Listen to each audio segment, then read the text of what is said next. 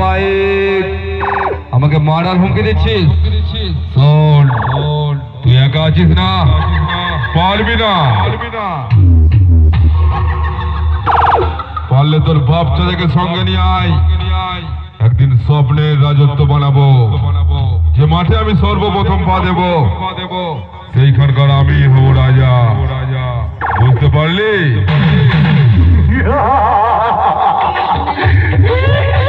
Mala mic, Mala mic, Mala mic, Mala mic, Mayapur